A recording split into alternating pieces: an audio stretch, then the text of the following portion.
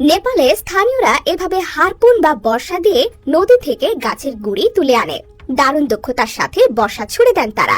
পানির স্রোতে ভেসে যাওয়া একটি গাছের গুড়িও রক্ষা পায় না তাদের হাত থেকে। হারপুন বা বর্ষার পেছনে দড়ি লাগানো থাকে।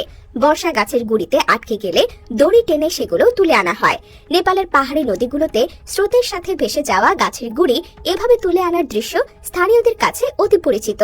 তাদের কাছে এই প্রক্রিয়াটি মাছ ধরার মতোই দৈনন্দিন একটি ব্যাপার। কিন্তু পানি থেকে গাছের গুড়ি সংগ্রহের পেছনে আসল কারণ কি? এই প্রশ্নের উত্তর খুঁজতে গেলে নেপালের ভৌগোলিক ও অর্থনৈতিক পরিস্থিতির দিকে তাকাতে হবে। নেপালে পাহাড়ি অঞ্চলে প্রচুর পরিমাণে বৃষ্টি হয় এবং বনভূমি রয়েছে। বর্ষা মৌসুমে ভূমিধস, নদী ভাঙন এবং গাছ পড়ার ঘটনা অহরহ ঘটে। এই প্রাকৃতিক দুর্যোগের ফলে অসংখ্য গাছের গুঁড়ি নদীতে ভেসে যায়। স্থানীয়রা গুঁড়িগুলোকে অপচয় করে না, বরং সেগুলোকে মূল্যবান সম্পদ হিসেবেই দেখেন। নেপালের গ্রামীণ অঞ্চলে বসবাসকারী মানুষের জীবনযাত্রা প্রকৃতির উপর নির্ভরশীল। তারা প্রকৃতি থেকেই তাদের প্রয়োজনীয় জিনিসপত্র সংগ্রহ করে। গাছের গুঁড়িও তাদের জন্য এমন একটি প্রাকৃতিক সম্পদ। গুঁড়িগুলোকে তারা নির্মাণ কাজ ও বিভিন্ন সরঞ্জাম তৈরিতে ব্যবহার করেন। এছাড়া নেপালের অনেক গ্রামীণ পরিবারের আয়ের প্রধান উৎস কৃষি। কিন্তু কৃষি জমি সীমিত এবং জমি চাষাবাদের জন্য প্রয়োজনীয় সার ও কীটনাশক কেনা সবার পক্ষে সম্ভব হয় না। ফলে তারা বিকল্প উপায়ে জীবিকা নির্বাহ করতে বাধ্য হন। গাছের গুঁড়ি সংগ্রহের পর বিক্রি করে তারা কিছু বাড়তি আয় করতে পারেন।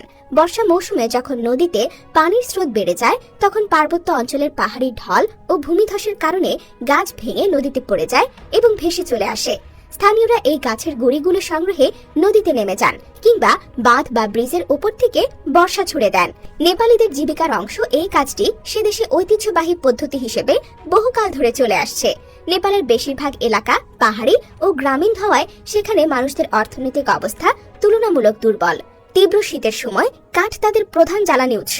ফলে সস্তায় ও সহজে কাঠ সংগ্রহ করতে পারলে তা তাদের জীবনযাত্রার মান উন্নত করতে সহায়তা করে। নদী থেকে সংগ্রহ করা এই গাছের গুঁড়ি ঘর গরম রাখার জন্য এবং জ্বালানি হিসেবে ব্যবহার করা হয়, যা তাদের জ্বালানি ব্যয়ের খরচ অনেকটাই কমিয়ে আনে। নেপালের কিছু অংশে কাঠ সংগ্রহের উপর সরকারি নিয়ন্ত্রণ রয়েছে, বিশেষ করে পাহাড়ি বনাঞ্চলগুলোতে। এই অঞ্চলে সংরক্ষিত বনভূমিতে অবৈধ কাঠ সংগ্রহ করলে বড় ধরনের জরিমানা ও শাস্তির বিধান আছে।